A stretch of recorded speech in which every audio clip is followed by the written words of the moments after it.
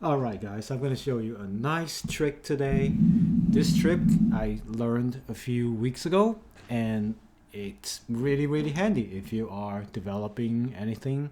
So have you ever find yourself in a situation where you need to override the actual content that's coming back from a external server?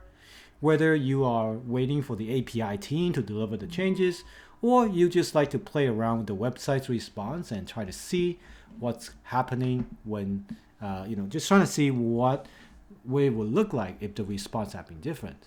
Well, you're in luck. Today I'm going to show you how to do it in Chrome. So I have a website open here called Hacker News. So if you don't know, you should visit it. It's a really cool website where you can see a lot of articles submitted by people about tech or science or things like that. So let's modify the response of this website. So if you go to inspect the tool and then you go to network. So here I'm going to refresh the page and make sure that we see the response. So as you can see here, we have a bunch of news. So this website will give you the whole HTML back. So Hacker News, however the way it's coded, will give you the whole response back. And it's pretty common for a PHP-based website or any kind of server render website. So what we're trying to do here is right-click on it, and then there's this thing called Override Content. If you click on it, now Chrome will ask you to select a folder to put the overrides in. So what's happening is that when you select a folder, let's put a desktop. I want to say allow. So now this file here is a local file, as you can see with this purple dots here.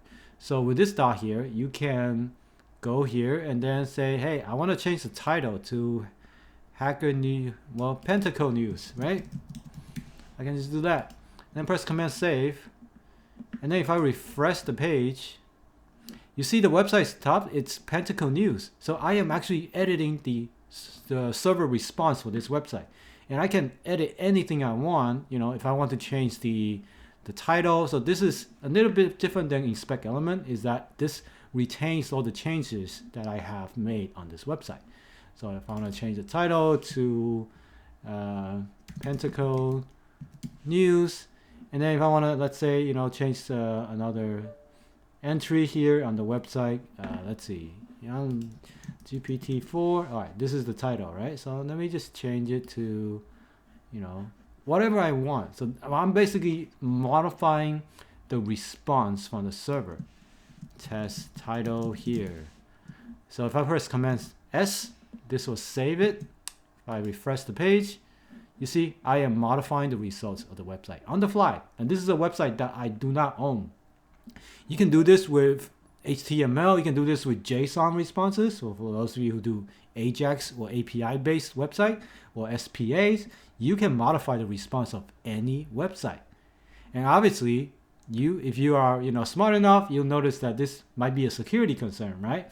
So this is a good way to penetrate test your own products to make sure that the website is bulletproof. So if you have, let's say, one example would be, let's say the website is guarded by this simple state flag that says is logged in equals true or false.